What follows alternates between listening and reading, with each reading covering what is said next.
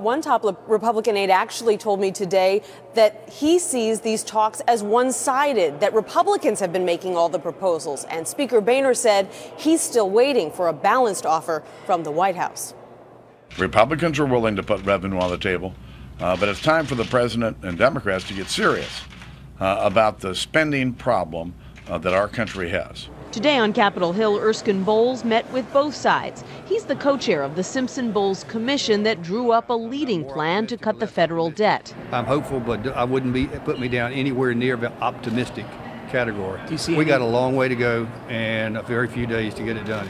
President Obama has been urging Republicans to vote now to keep taxes from rising on households that make less than $250,000 a year and haggle over rates for the wealthy later.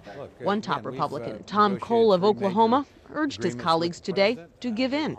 A lot of Republicans think you give up all your bargaining power if you do that. You know, I respect that opinion, but I don't agree with it. The reality is, I don't think the American people ought to be leverage in a negotiation. And I think if they are leverage, it's actually the leverage of the Democrats. They're now telling Americans basically, oh, Republicans are willing to raise your taxes. Well, we're not. We don't want to raise taxes on anybody. So I think the best thing to do is to take that issue off the table early. But Speaker Boehner quickly shot down the idea. I told Tom earlier in our conference meeting that I disagreed with it. Speaker Boehner's aides described the talks with the White House today as businesslike. They say they're in communication all the time, and that the fact that Speaker Boehner himself isn't sitting down with the president shouldn't be taken as a sign that talks aren't progressing, Scott. Time is running. Thanks, Nancy.